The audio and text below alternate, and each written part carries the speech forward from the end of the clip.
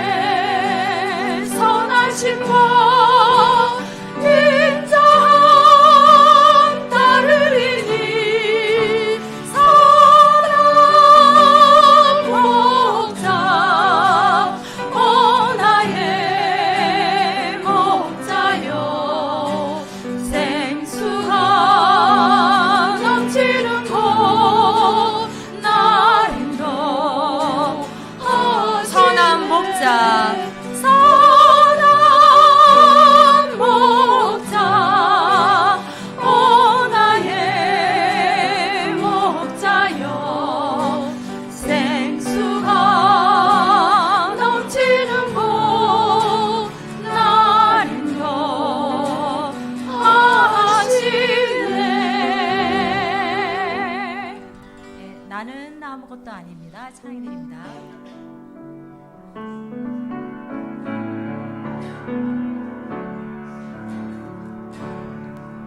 나는 아무것도 아닙니다. 주님의 사랑이 없으면 나는 아무것도 모릅니다.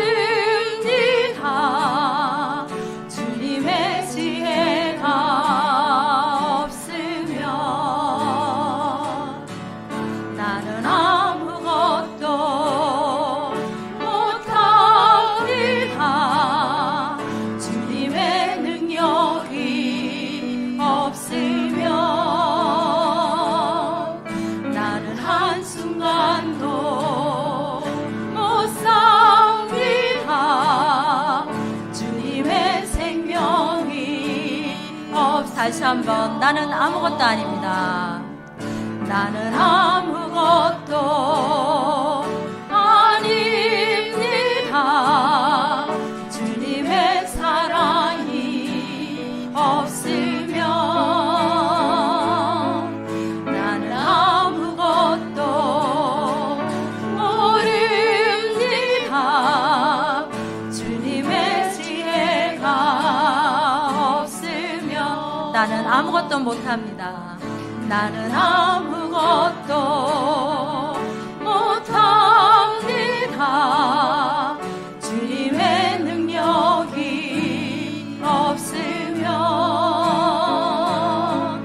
나는 한순간도 못 삽니다. 주님의 생명이 없으면 이제 내가 사는 것 아니요, 이제 내가 사는 것 아니요, 그리스도 내 안에 사시니 오직 그의 생명이 나의 생명, 나의 모든 날들도 주의 것. 나는 오직 한 분 바랍니다. 나의 아버지, 나의 구원, 나의 주. 이제 내가 사는 것 아니요, 이제 내가 사는 것 아니요, 그리스도 내 안에 사시니 오직 그의 생명이 나의 생명, 나의 모든 날들도 주의 것. 나는 오직 한 분 바랍니다. 나의 아버지, 나의 구원, 나의 주, 나의 아버지, 나의 구원, 나의 아버지, 나의 구원, 나의 주. 나는 하나님을 예배합니다. 하나님께 예배드리는 우리 모두 되기를 원합니다.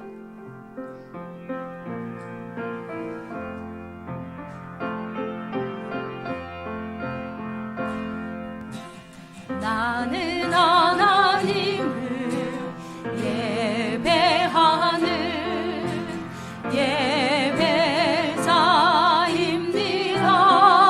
예배자입니다. 내가 서 있는 곳 어디서나 하나님을 예배합니다. 내 영혼 거룩한 은혜를 향하여 내 마음 완전한 하나님 향하여 이곳에서 바로 이 시간 하나님을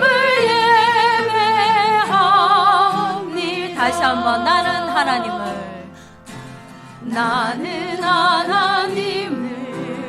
예배하는 예배자입니다.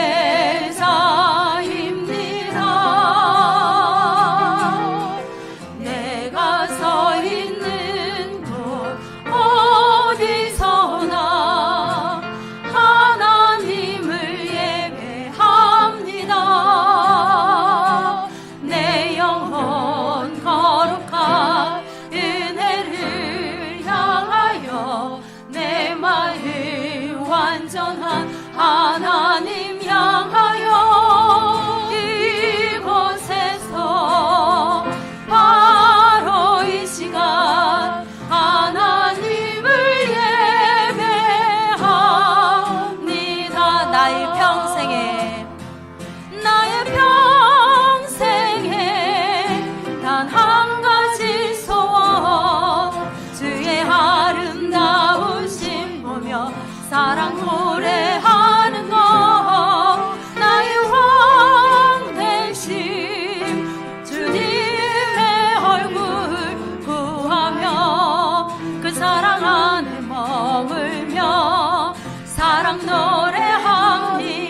나는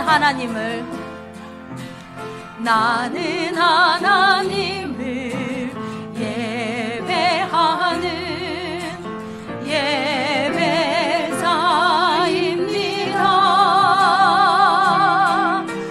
내가 서 있는 곳 어디서나 하나님을 예배합니다.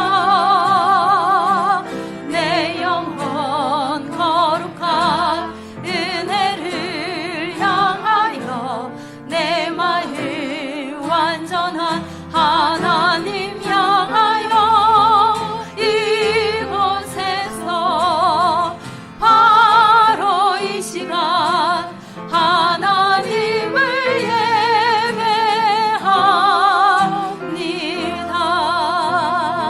예배합니다. 중간에 PPT가 없어서 깜짝 놀라셨죠? 네. 저도 놀랐어요. 네. 나를 지으신 주님 하나님께 찬양드립니다.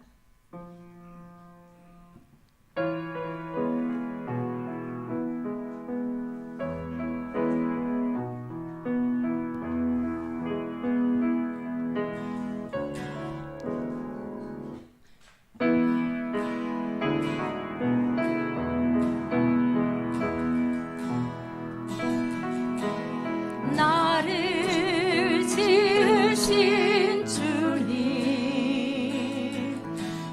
내 안에 계셔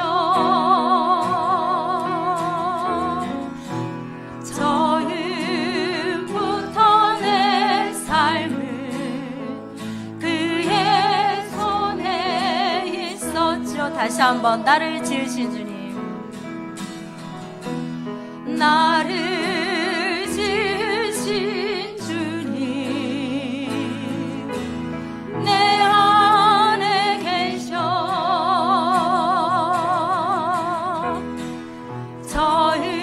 처음부터 내 삶은 그의 손에 있었죠.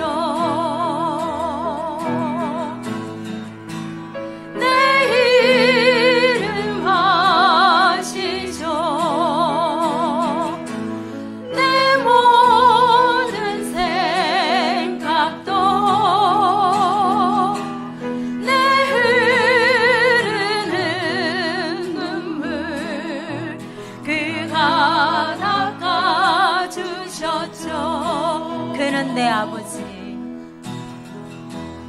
그는 내 아버지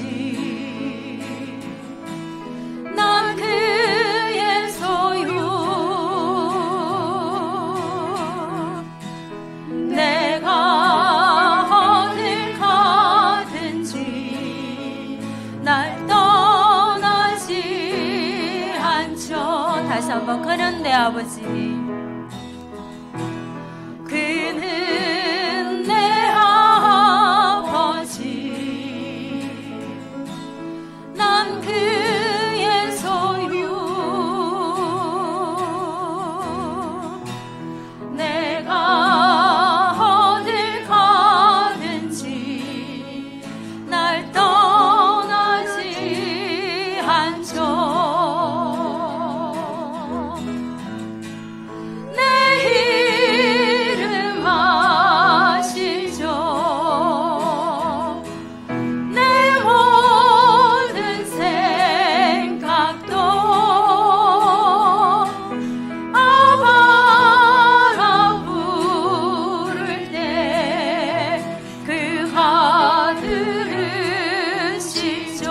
내 이름 아시죠? 내 이름 아시죠? 내 모든 생각도 아바라 부를 때 그가 들으시죠. 다시 한번 내 이름 아시죠?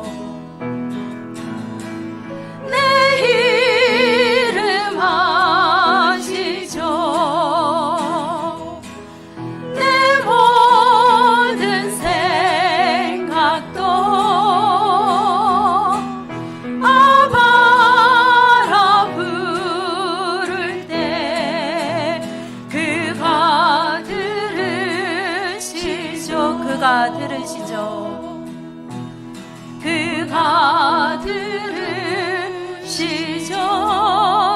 들으시죠. 그가 들으시죠.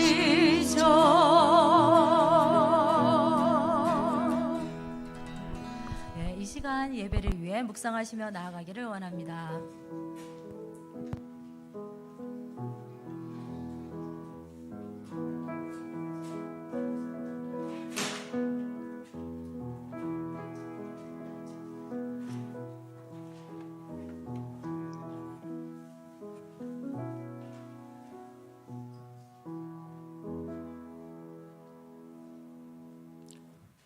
구역 지도자 헌신 예배를 시작하겠습니다. 내가 그들을 기르는 목자들을 그들 위에 세우나니 그들이 다시는 두려워하거나 놀라거나 잃어버리지 아니하리라. 여호와의 말씀이니라. 아멘. 541장 찬양하시겠습니다.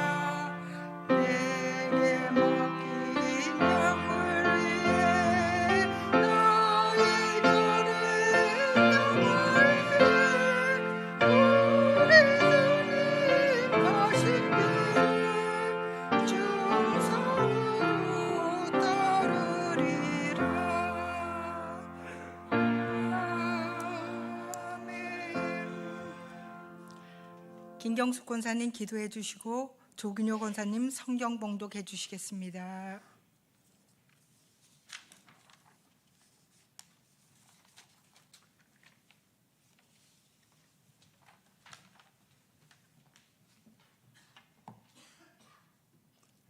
사랑의 하나님 감사합니다. 복된 주일 이른 아침부터 주님 전으로 인도하사 정성껏 예배드리고 오후 찬양 예배 자리로 인도하시니 감사와 찬양과 경배를 드립니다. 이 시간 구역 지도자 헌신 예배로 나아갑니다. 저희의 부족함을 잘 아시는 하나님, 이 예배를 통하여서 맡은 바 직분을 잘 감당하며 더욱 충성하며 나아갈 수 있는 마음을 다시 한번 가지게 하여 주시옵소서. 믿음의 자녀답게 이기적임을 내려놓고 구역 안에 연약한 자, 시리에 빠진 자, 소외된 자, 경제적 어려움이 있는 자, 새신자들을 돌아보며 따뜻하게 보살필 수 있는 사랑의 마음을 주시옵소서. 인간의 능력이나 지혜로 감당하지 않고 오직 성령을 의지하여 하나님 주시는 지혜와 은혜로 기도하며 나아가게 하여 주시옵소서. 이곳 속초관리교회가 반석 위에 든든히 서가는 주님 기뻐하시는 아름다운 교회 되게 하여 주시옵소서. 이 시간 말씀을 전하실 박경식 부목사님 더욱 성령 충만함으로 능력의 말씀 전하사 말씀에 순종하며 나아가는 우리 모두가 되게 하여 주시옵소서. 특별 찬양을 준비한 우리 찬양대원들도 하나님 기뻐 받아 주시옵소서. 이 시간 모든 것 감사드리오며 우리에게 빛으로 오신 예수님의 이름으로 기도드리옵나이다. 아멘.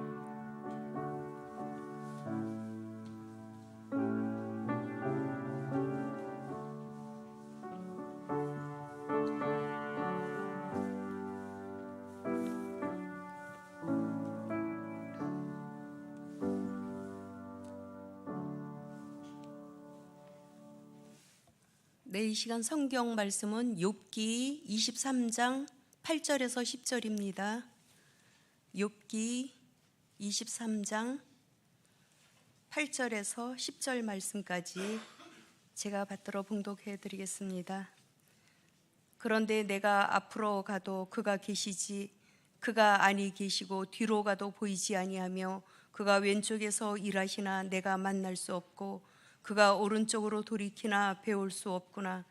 그러나 내가 가는 길을 그가 아시나니 그가 나를 단련하신 후에는 내가 순금같이 되어 나오리라.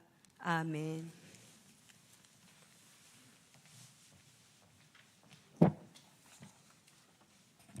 구역 지도자 특송이 있겠습니다.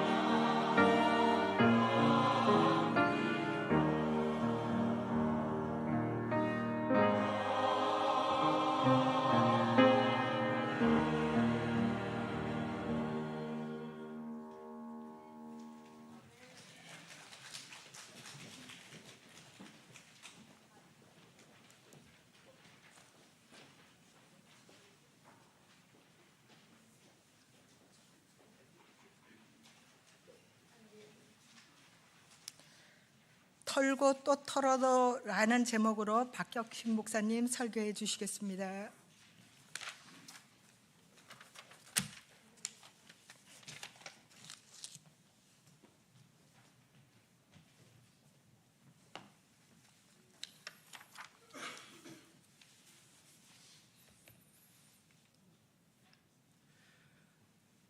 제가 오늘 10절 말씀을 다시 한번 읽어드리겠습니다. 그러나 내가 가는 길을 그가 아시나니 그가 나를 단련하신 후에는 내가 순금같이 되어 나오리라. 아멘. 이 구절은 널리 알려져 있고 복음성가도 많이 있습니다. 어떤 분은 단련하신다라는 표현 때문에 위로를 얻고, 어떤 분은 요즘 최고치를 찍고 있는 순금이라는 단어가 그냥 좋을 수도 있습니다. 재치가 있어서 기억에 오래 남는 말이 있습니다. 어느 나라를 막론하고 사람들이 제일 좋아하는 금 세 종류가 있다고 합니다. 뭘까요? 현금, 지금, 입금. 네, 현금, 지금, 입금이 금 세 가지를 가장 좋아한다고 합니다. 금자만 들어가면 괜히 기분이 좋은 것입니다. 실제로 금은 잘 변하지 않는다고 합니다. 공기 중에 있어도, 그리고 물 속에 있어도 변하지 않는 화학적으로 가장 안정된 금속이라고 합니다. 그래서 순도가 높을수록 비싼데, 순도에 따라서 이렇게 구분한다고 합니다. 4, 9 이렇게. 9가 4개라는 뜻입니다. 4, 9, 9가 4개. 그러면 99.99% 이것이 제일 싸다고 합니다. 제일 싼 거래요. 우리가 볼 때는 완전한 금인데 전문가들 눈에는 불순물이 몇 퍼센트 있을까요? 0.01%가 들어있는 것입니다. 그 다음으로 비싼 게 5, 9 금이라고 합니다. 그러면 어떻게 될까요? 99.999%입니다. 그 다음에 6, 9 하면 99.9999%. 그 다음이 가장 높은 등급의 순금인데 7, 9이라고 합니다.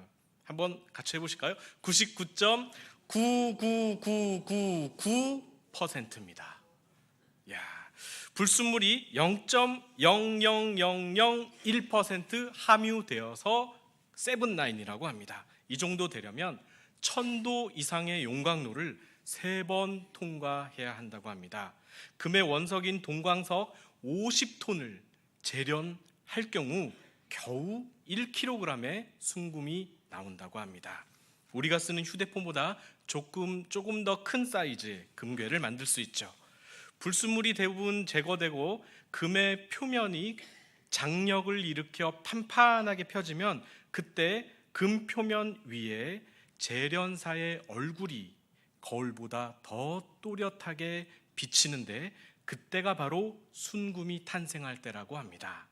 그래서 어떤 금 재련사가 신문사에 인터뷰한 내용을 보니 순금을 만들려면 자신의 얼굴이 거울처럼 보일 때까지 연단을 멈추지 말아야 합니다 라고 했다고 합니다. 멋진 말입니다.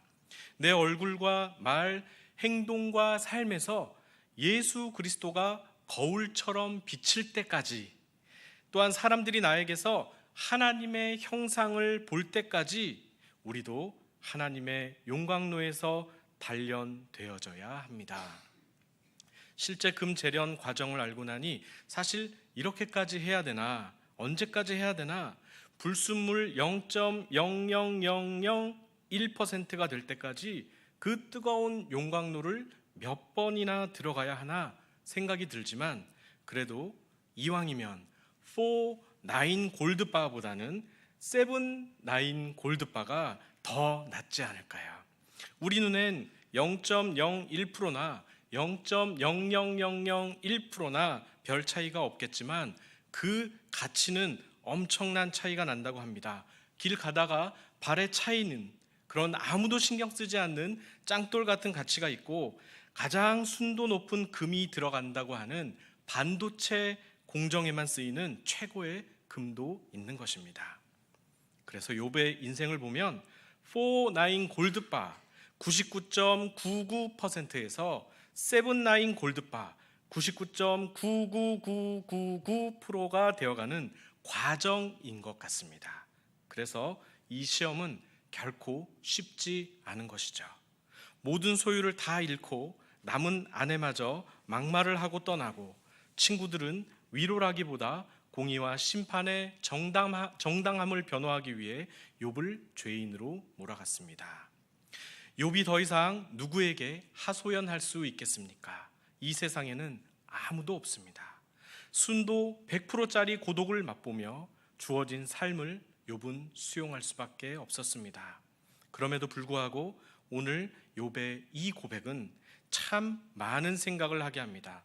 오늘 10절 첫 단어가 중요하죠. 그러나.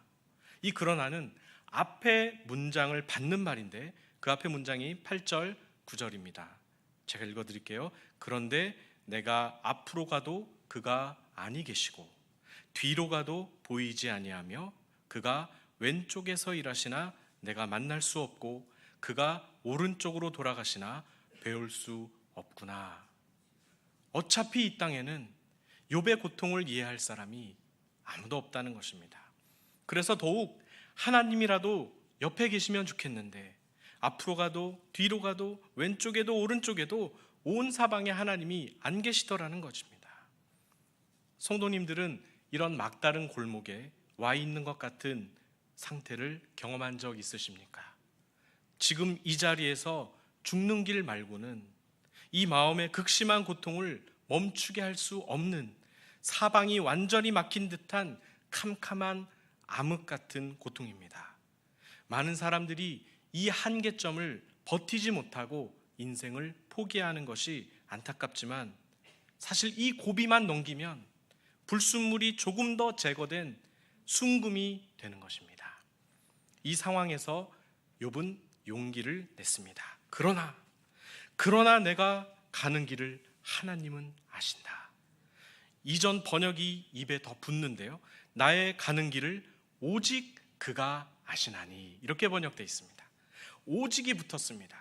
오직 그가 아십니다. 내 고통, 내 아픔 오직 하나님이 아십니다. 그 하나님이 나의 갈 길을 알고 계십니다. 아직 어디로 가야 할지 모르고 혹 인생에서 방황하고 헤맬지라도 하나님은 내 인생지도 전체를 다 알고 계십니다. 내 인생의 내비게이션을 켜고 목적지를 찍으신 분 오직 하나님만이 아시게 됩니다. 하나님마저 이 고통의 이유를 모르신다면 우리는 무엇을 선택하겠습니까? 뻔합니다. 새로울 것도 없는 죽음의 길을 선택할 것입니다. 그러나 우리는 그 고통 한가운데서 이렇게 외칠 수 있습니다. 그러나 과학자들은 말합니다. 반도체에 사용하는 금실이 있는데 그 금실은 불순물이 많을수록 쉽게 끊어지기 때문에 불순물이 가장 적게 들어간 순도 99.99999%의 7-9 순금을 쓴다고 합니다.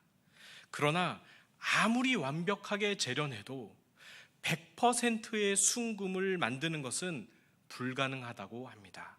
그래서 99.99999%가 최선의 표기이지 100% 순금 표기는 이 세상 어디에도 없다고 합니다. 생각해보면 참 성경적이라는 생각이 듭니다. 인간이 할 수 있는 최선의 재련을 다 동원해도 100% 순금을 만들 수 없다고 하는데 우리의 신앙도 그런 것 같습니다. 신앙 자체가 불완전하다는 것이 아니라 우리의 신앙이 불순물과 많이 결합되어 있는 초보 상태에서 이제 세월이 가고 용광로처럼 시험을 받으면서 점차 순도가 짙어지겠지요. 그러나 아무리 잘 알려진 믿음의 위인들도 100% 순도의 신앙을 죽을 때까지 유지하는 것은 불가능한 일이었습니다. 제가 청년일 때 머리가 희끗하신 은퇴 목사님들이 저쪽 테이블에 모여서 담소하시는 것을 건너편 테이블에서 우연히 들은 적이 있습니다. 여전하시더라고요.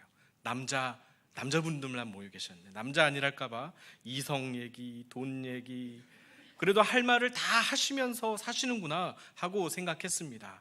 누가 은퇴 목사님들이라고 말해주지 않으면 그냥 옆 동네 할아버지들이 하나둘씩 주변 사람들 다 떠나보내고 너무 외로워서 서로 농담하는 것으로 들리겠죠.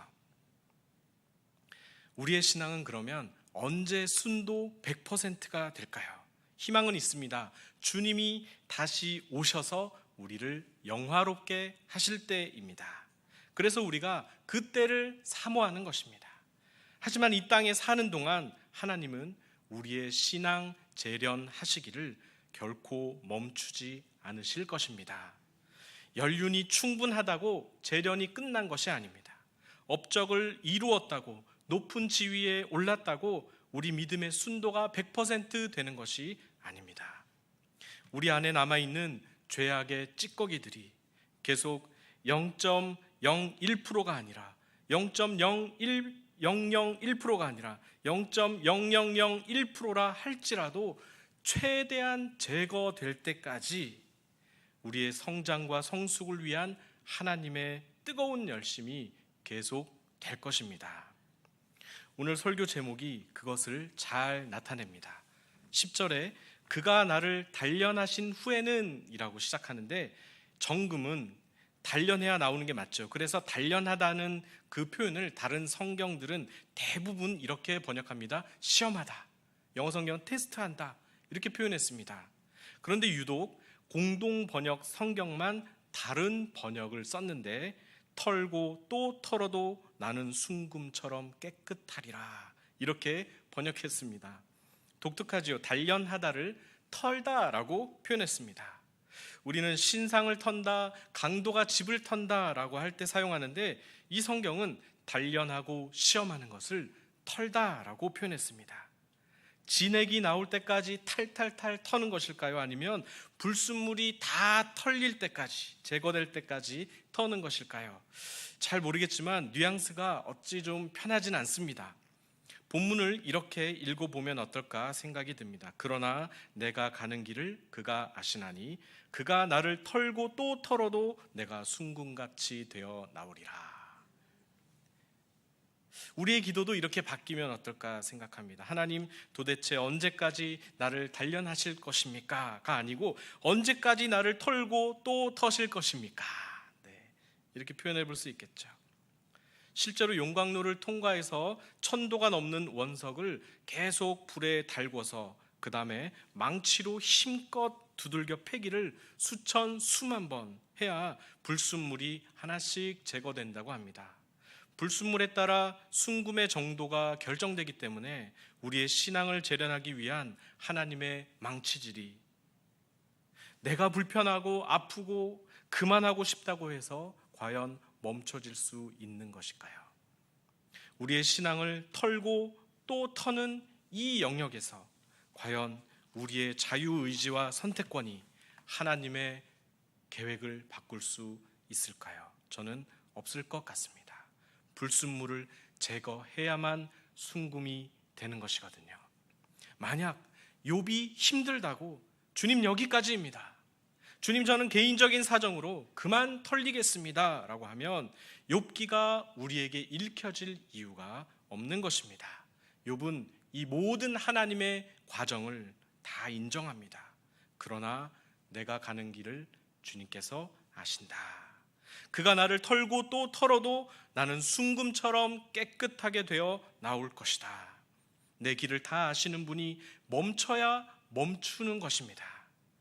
따라서 어감은 좀 그렇지만 우리 신앙의 순수함을 만들어내기 위한 하나님의 단련, 털고 또 터는 과정은 우리의 의사나 기호나 개인적인 사정에 관계없이 진행되는 것입니다.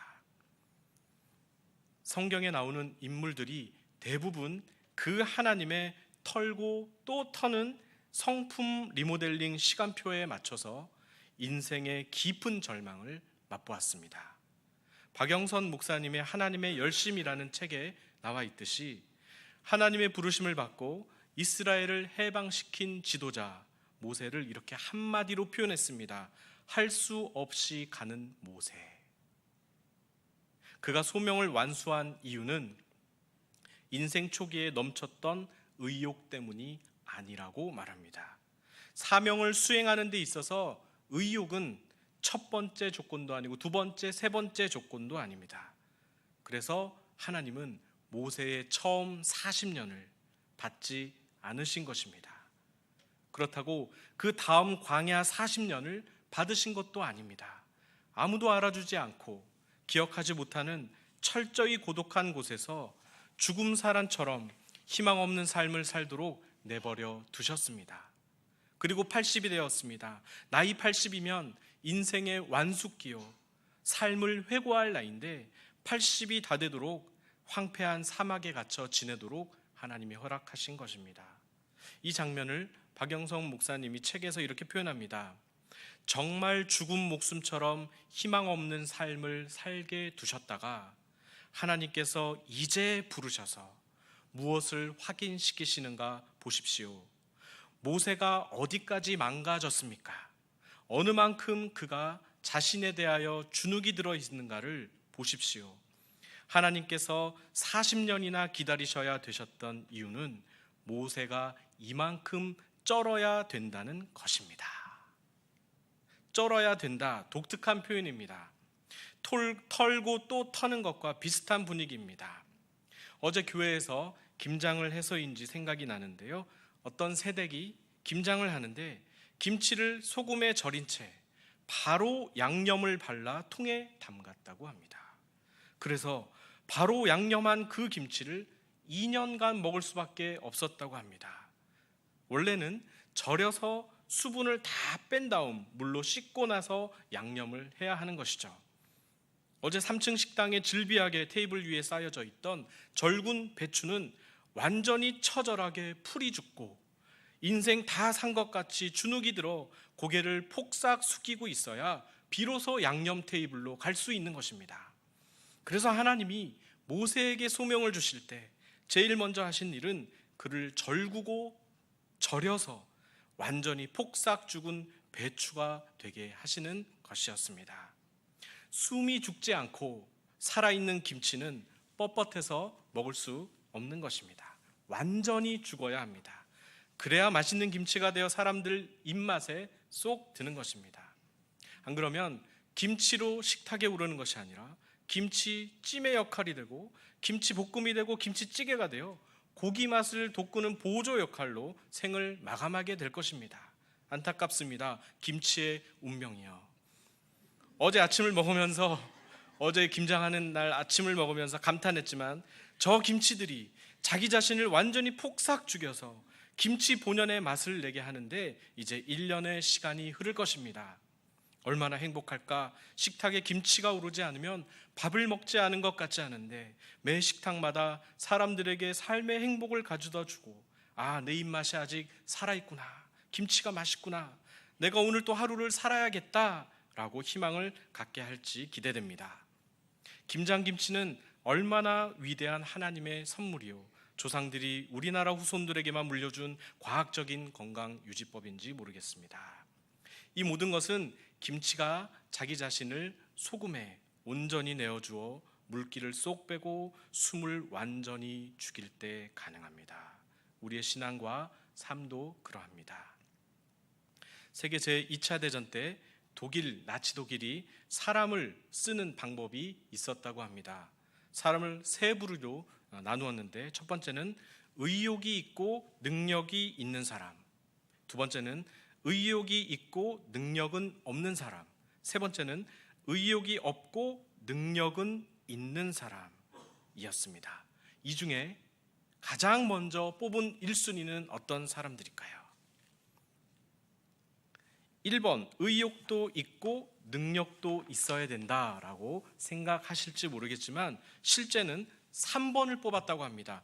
의욕은 없고 능력은 있는 사람을 뽑았다고 합니다. 그렇다면 왜 1번을 뽑지 않았을까요? 우리는 둘 다 있으면 좋을 것 같은데, 독일은 이렇게 보았다고 합니다. 의욕도 있고 능력도 있는 이 1번 사람은 남의 말을 듣지 않는다고 보았기 때문입니다. 의욕과 능력 둘 다 갖추면 혹 잘못된 의욕이 큰 사고를 치게 된다고 보았습니다. 의욕은 많은 에너지를 뿜어내지만 약점이 있다면 그 과도한 의욕 때문에 분별과 균형을 잃을 수 있기 때문이라고 보았습니다. 그래서 당시 독일이 생각할 때 의욕은 우리가 넣어주면 되니 능력만 있으면 된다고 생각한 것입니다. 비록 전쟁을 일으켜 수많은 피해를 가져다 주었지만 그들 나름의 인사 원칙이라 하니 나름 일리가 있는 말이기도 합니다.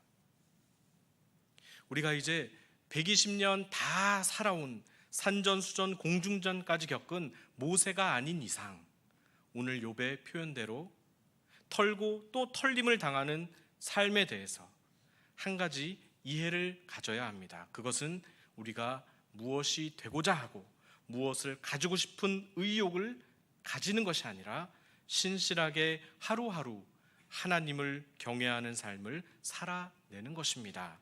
그래서 신앙의 전 과정을 조망하는 눈을 기르는 것입니다. 과연 하나님께서 무엇을 만들고자 하시는가? 하나님이 이 약해 빠지고 보잘것없는 인격을 연단하여 어떤 사람이 되게 하실 것인가? 어느 자리로 가게 할 것인가? 원석을 재련하여 과연 어느 정도 순수한 정금이 나오게 하실 것인가? 여기에 우리의 질문이 있어야 합니다. 이걸 벗어나서 내가 뭐 한번 해봐야지, 내가 어느 자리에 한번 올라봐야지 했다가는 정말 하나님이 그렇게 세워주시고 이루게 하실 수도 있겠지만, 그러나 기억해 주십시오. 그에 상응하는 털고 또 털리는 과정을 수없이 반복하셔야 할 것입니다. 그 과정 없이는 결코 하나님을 순수하게 신뢰하고 순종할 수가 없기 때문입니다. 다 밖으로 나타납니다. 우리의 행동, 말, 손짓, 몸짓 하나만 봐도 지금 하나님보다 나의 의욕이 앞서 있는지, 내가 완전 폭삭 풀이 죽은 절여진 배추가 되어 있는지, 아니면 뻣뻣하게 살아나 양념도 잘 배지 않는 씹기에 거친 덜 절여진 풋김치가 되어 있는지가 우리 삶에 나타나게 되어 있습니다. 그래서 아예 그런 의욕일랑 하나님 앞에 내려놓고 간이고 쓸개고 다 빼어줄 것처럼 나 죽었네 하고 철저히 절여져 있는 것이 모든 교회 봉사의 제1원리요 신앙생활의 지혜라고 생각이 됩니다. 욥의 고백처럼 나를 털고 또 털어도 나는 정금같이 나올 것이라는 고백을 그때야 하실 수 있을 것입니다. 왜냐하면 하나님이 이토록 나를 잘 아시기 때문입니다. 나의 가는 길을 오직 그가 아시기 때문입니다. 구역 지도자로서 가져야 할 덕목이 있다면 이것이 아닐까 생각합니다. 나 자신을 그렇게 이해하는 것입니다. 하나님이 왜 나를 세우셨나? 내가 이것도 하고 저것도 하고 싶은 그러한 의욕보다는 하나님이 이 직분을 주셔서 내가 어떤 사람이 되기 원하실까를 물어야 합니다.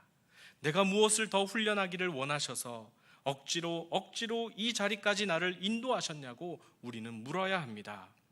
어차피 자원해서 하는 사람 거의 없는데 할 수 없어 가는 모세처럼 솔직하게 우리가 할 수 없어 맡은 직분이지만 그렇게라도 하나님이 세우시려는 데는 다 이유가 있는 것입니다.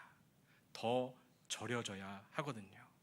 덜 절인 배추가 어떤 취급을 당하게 될지 하나님은 아시거든요.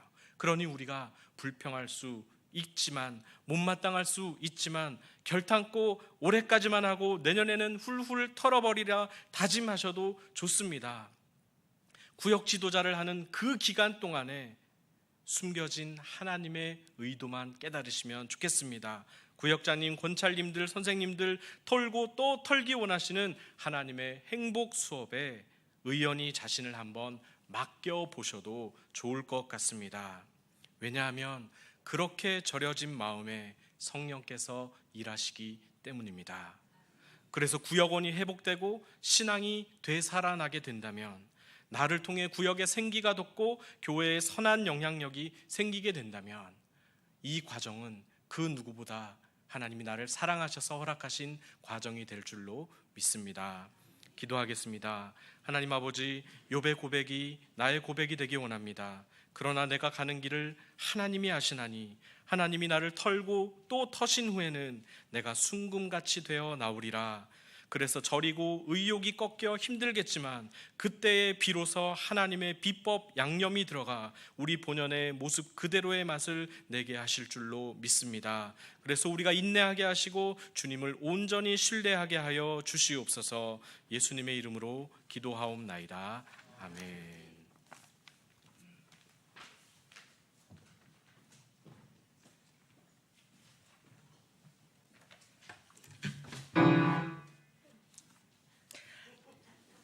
(342장) 찬양하시면서 준비하신 예물 드리시겠습니다.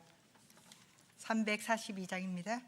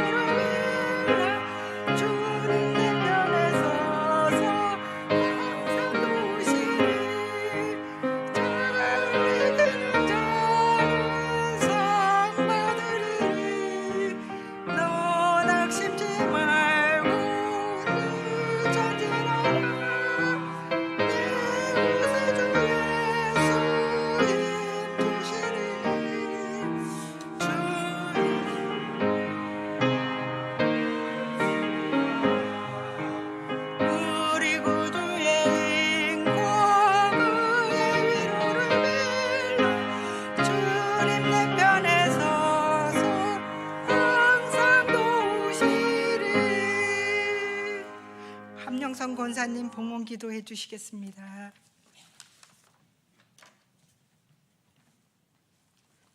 만복의 근원 되시는 하나님을 향하여 예배하는 이 자리로 불러주시고 주를 사모하는 일꾼으로 구역장으로 교사로 권찰로 섬기게 하시니 감사합니다.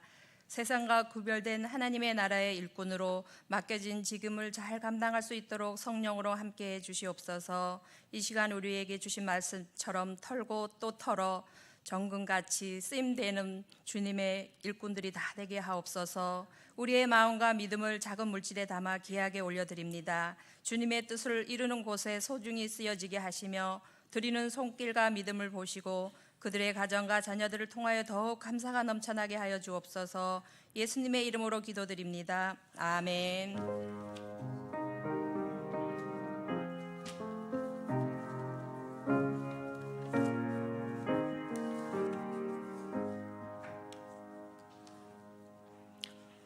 교회 소식은 주보를 참조해 주세요. 주가 보이신 생명의 길을 찬송하시고 박경식 목사님 축도로 구역 지도자 헌신 예배를 마치겠습니다.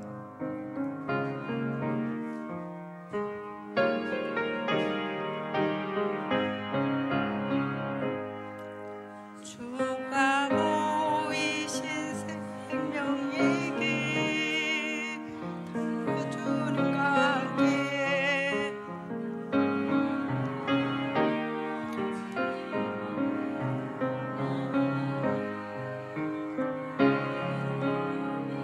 대신 주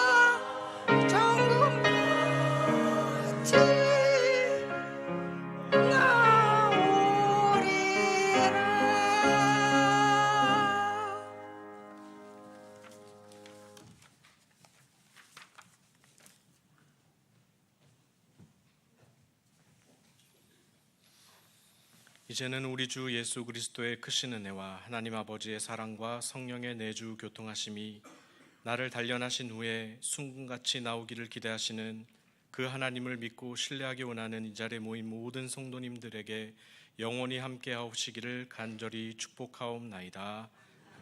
아멘.